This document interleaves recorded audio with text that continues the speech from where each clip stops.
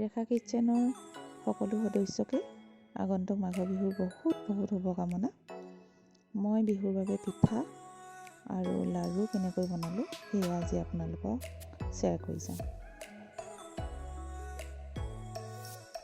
পিঠাৰ বাবে মই ৰাতিটো চাউলখিনি তিয়াই ৰাতিপুৱা মিক্সিত পিচি লৈছোঁ। লগতে তিল ভাজি গুড়ৰ লগত মিক্সিত পিচি লৈছোঁ।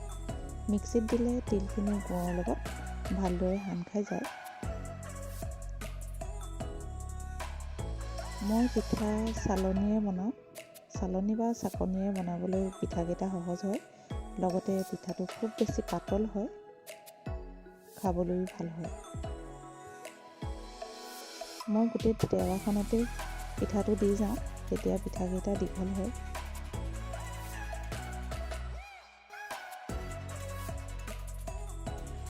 আৰু এনেদৰে বনালে বহুত বেছি পিঠা ওলায়। মই 2 কেজি চাউলত প্ৰায় 300 ওচৰৰ পিঠা উলিয়াইছোঁ।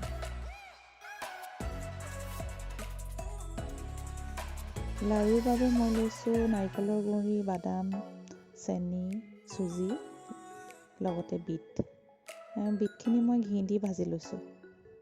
নাৰিকলৰ গুড়িটো এইকাৰণেই লৈছোঁ, এইটো বনাবলৈ খুব বেছি সহজ হয়, কাৰণ নাৰিকল ফালি গুচাই থাকোঁতে বহুত সময় লয়। এতিয়া মই ইয়াত 4 কাপ নাৰিকলৰ গুড়ি লৈ লৈছোঁ আৰু লগতে 4 কাপ চেনি গুড়িও লৈ লৈছোঁ। কাৰণ এনেই বনোৱা আমি নাৰিকলৰ লাড়ুৰ দৰে একেই হয়, কিন্তু মই ইয়াত চুজি আৰু বিট দি অকণমান বেলেগ এটা ষ্টাইলত বনাই লৈছোঁ।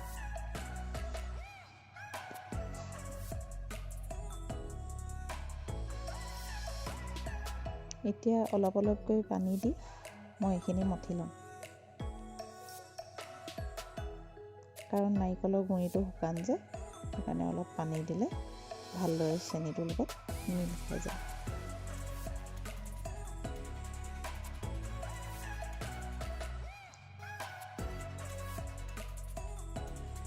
এতিয়া মই এইখিনি এখন কেৰাহীতে ভাজি যাম।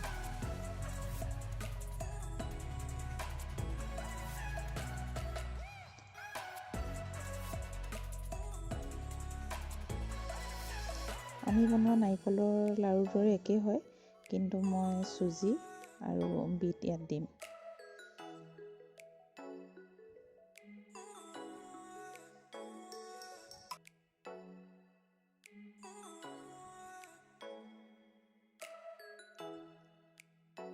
এতিয়া এইখিনি ভাজ খাই আঠা অলপ হোৱাত মই বিটৰ পেষ্টটো দি দিলোঁ।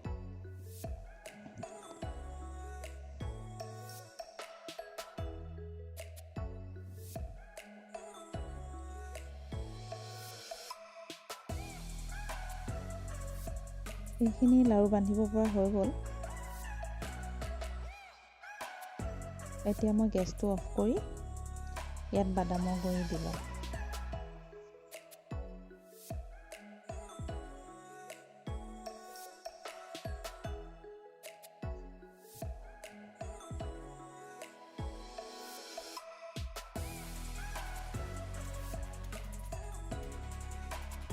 বাদামখিনি ভালকৈ সান খাই যোৱাত এতিয়া মই অলপ ঘি দি দিম।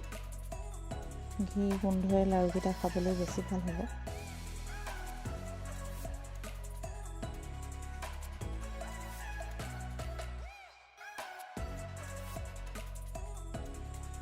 এইখিনি এতিয়া অলপ ঠাণ্ডা হোৱাত মই ভাজি থোৱা চুজিখিনি ইয়াত দি ল'ম।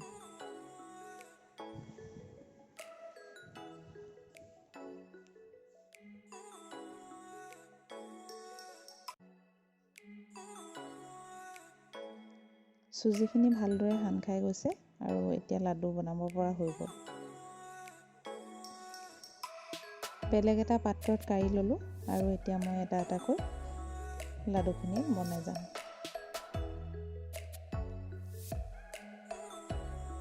মোৰ লাড়ু আৰু পিঠা ৰেচিপি ইমানেই। যদিহে ভিডিঅ'টো চাই ভাল পালে তেনেহ'লে মোৰ চেনেলটো লাইক, ছাবস্ক্ৰাইব আৰু লগতে শ্বেয়াৰ কৰি দিব।